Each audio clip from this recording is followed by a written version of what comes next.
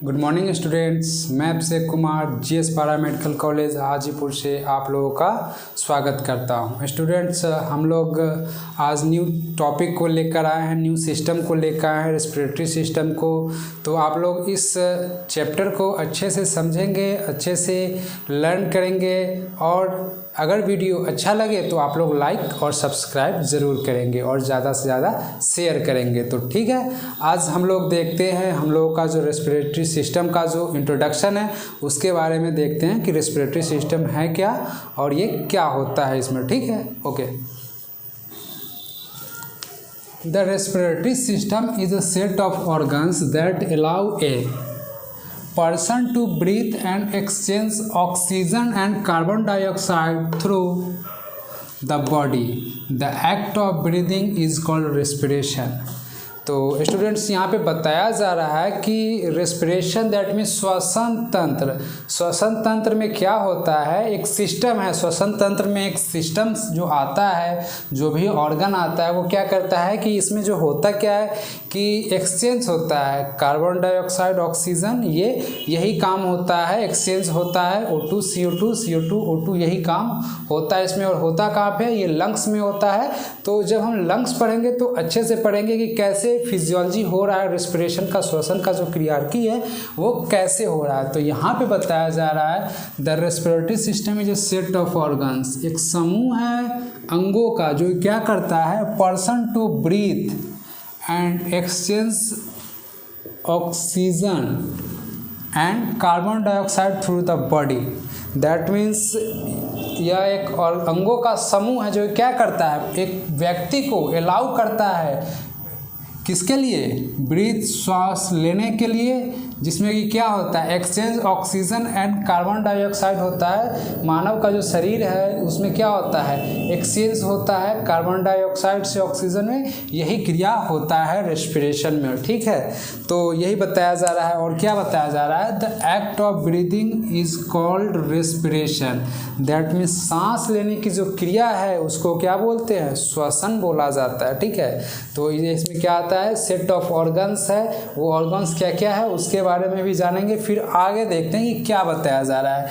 Types of respiration बताया जा रहा है कि कितने प्रकार के श्वसन होते हैं। श्वसन जो होते हैं वो कितने प्रकार के होते हैं। ठीक है, जैसे में कि हमारा फर्स्ट जो है वो क्या है, इंटरनल रेस्पिरेशन। दैट मीन्स क्या हो गया, आंतरिक श्वसन। इंटरनल रेस्पिरेशन दैट मीन्स आंतरिक श्वसन। Exchanging air between the body and outside of the environment known as external respiration.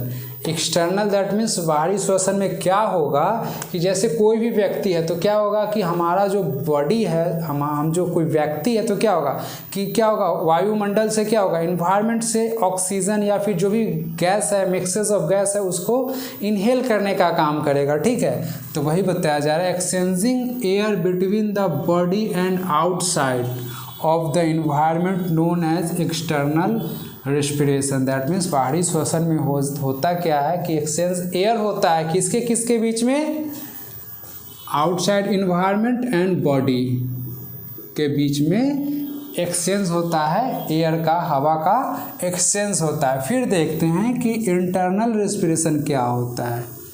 That means आंतरिक श्वसन।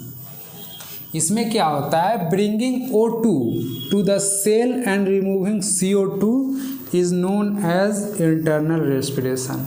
दैट मीन्स आंतरिक श्वसन में क्या होता है कि जैसे हमारा कोई बॉडी है तो उसमें क्या हुआ, ऑक्सीजन आया, और ऑक्सीजन आने के बाद क्या होता है, हम एक बार सांस लेते भी है तो छोड़ते भी है। तो लेते हैं तो क्या लेते हैं, मिसलेनियस ऑफ गैसेस होता है। तो और जब हम उसमें से ऑक्सीजन ले लेते हैं, जो भी वेस्ट होता है उसको क्या करते हैं, उसको बाहर कर देते हैं। वेस्ट में हमारा CO2 ये सब आ जाता है। ठीक है, और हमको लंग्स को ज़रूरत जो होती है वो सिर्फ ऑक्सीजन की होती है। ठीक है, वो भी कितना ऑक्सीजन, वो सब डीपली पढ़ेंगे। आज सिर्फ देख रहे हैं कि कितना क्या इसका हो रहा है और किस प्रकार का रेस्पिरेशन हो रहा है। ठीक है, फिर आगे देखते हैं कि फेजेस ऑफ रेस्पिरेशन, कितने फेज में होता है रेस्पिरेशन वो देखते हैं। फर्स्ट में है inspiration. Air enter the lungs from atmosphere is known as inspiration. This process is called active process.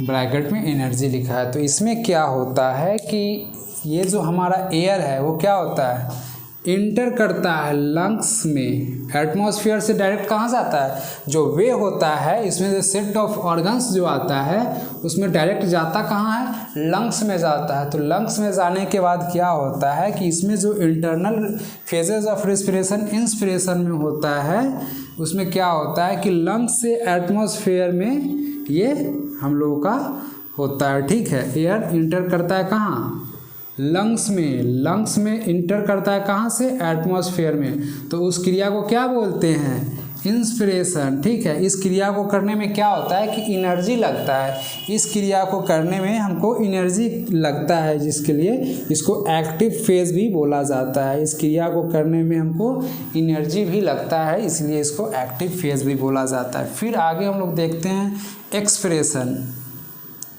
Expression में क्या कहता है, air lifts the lungs into atmosphere is known as expression. इसमें नो एनर्जी, दैट मीन्स क्या होता है कि हमारा जो एयर था वो क्या हो गया, एटमॉस्फेयर से लंग्स में चला आया, एयर एटमॉस्फेयर से लंग्स में चला आया। अब एयर में तो बहुत सा मिसलेनियस गैस है, जैसे CO2, CMO, ये सब O2 बहुत सा होता है, नाइट्रोजन। तो ये क्या होता है, हमको सिर्फ चाहिए तो ऑक्सीजन चाहिए, ऑक्सीजन ले लेता है, बाद बाकी जो भी गैस होता है उसको बाहर कर देता है। तो यहाँ तो हमको एटमॉस्फेयर से लंग्स में हमारा चला आया। अब क्या होता है कि यहाँ पे लंग्स से एटमॉस्फेयर में जो जाता है उस क्रिया को बोलते हैं क्या, एक्सप्रेशन, ठीक है। ये सब जो होता है इंस्पिरेशन और एक्सप्रेशन की जो क्रिया होती है उसमें डायफ्राम हमको बहुत हेल्प करता है। दैट मीन्स हम जब सांस लेते हैं तो क्या होता है, हमारा लंग्स जो है वो ऊपर की ओर आता है, जब छोड़ते हैं तो नीचे की ओर आता है। तो वो जो डायफ्राम है, हमारा जो डायफ्राम है जहाँ पे हमारा लंग्स सिचुएटेड है, लंग्स जो है वो इसके ऊपर है, वो सब डीपली पढ़ेंगे। तो ये हमारा जो हेल्प करता है इंस्पिरेशन और एक्सप्रेशन में, वो डायफ्राम के माध्यम से ही होता है। इसमें डायफ्राम बहुत सपोर्ट करता है। अगर डायफ्राम नहीं होता तो क्या होता, जब हम सांस लेते तो ठीक है, अगर हम छोड़ देते तो क्या होता, हमारा जो लंग्स है, क्योंकि लंग्स जो होता है वो स्पंजी होता है तो वो नीचे चला आता। तो ये डायफ्राम ही है जो कि इसको आगे धकेलने का और ऐसे करने का ये काम करता है, वो डायफ्राम ही कराता है, ठीक है। अब फिर देखते हैं कि इसमें जो है क्या बताया जा रहा है, control of respiration is controlled by medulla oblongata which is a important structure of brain. That means हमारा जो श्वसन का जो क्रिया है वो किसके द्वारा, कौन सा है नर्व जिसके द्वारा कंट्रोल किया जाता है, तो वो है मेडुला ऑब्लांगाटा। ये आप लोगों को एग्ज़ाम में पूछता भी है और पूछेगा भी कि respiration is controlled by which nerve, ठीक है। तो ये कौन सा है, मेडुला ऑब्लांगाटा है, जो कि क्या है, एक मुख्य स्ट्रक्चर है, संरचना है किसका, ब्रेन का मुख्य संरचना है मेडुला ऑब्लांगाटा, ठीक है। तो फिर आगे हम लोग देखते हैं कि क्या बताया जा रहा है, स्टडी ऑफ रेस्पिरेटरी सिस्टम। इसमें क्या बोला जाता है, पल्मोनोलॉजी बोला जाता है।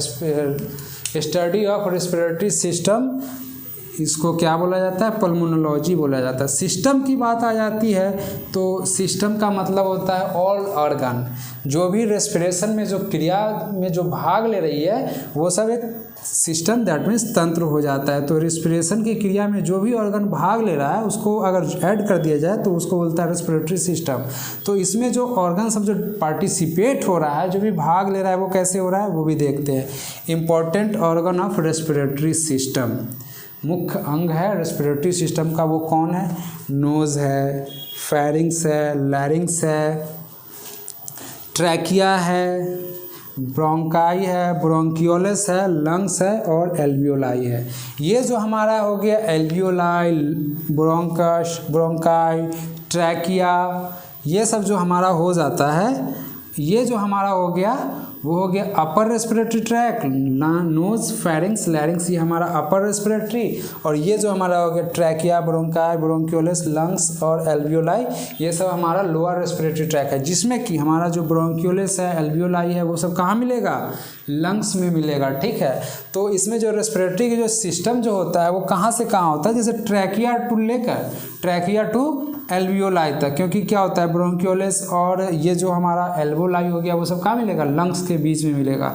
तो इसमें जो मेन जो क्रिया होती है रेस्पिरेशन की क्रिया वो मेनली होती है लंग्स की होती है, ठीक है। तो हम लोग एनाटोमी और फिजियोलॉजी पढ़ रहे हैं, तो हर एक ऑर्गन का, जैसे क्या हो गया कि नोज़ हो गया, हमारा नोज़ कहाँ है, shape, size, location, structure, pharynx का भी उसी प्रकार, लैरिंग्स का भी उसी प्रकार पढ़ते, ट्रैकिया का, ब्रोंकाई का, ब्रोंकियोलिस का, लंग्स का, एल्वियोलाई का, सबका शेप, साइज, स्ट्रक्चर, लोकेशन और फिजियोलॉजी दैट मीन्स उसका फंक्शन है वो एक एक करके पढ़ते जाएंगे, ठीक है। तो इसमें जो होता है स्टडी ऑफ रेस्पिरेटरी सिस्टम, जिसको कि पल्मोनोलॉजी बोला जाता है, पल्मोनोलॉजी, ठीक है। तो एग्ज़ाम में ये सब इंट्रोडक्शन से आप लोगों से क्वेश्चन पूछेगा, ठीक है। और आप लोग अच्छे से पढ़िए और आज के लिए इतना है, ठीक है। और आप लोग नोट्स को कंप्लीट करते चलिएगा, ठीक है। और वीडियो अच्छा लगे तो लाइक और सब्सक्राइब और शेयर ज़रूर कीजिएगा, ठीक है। Okay, thank you.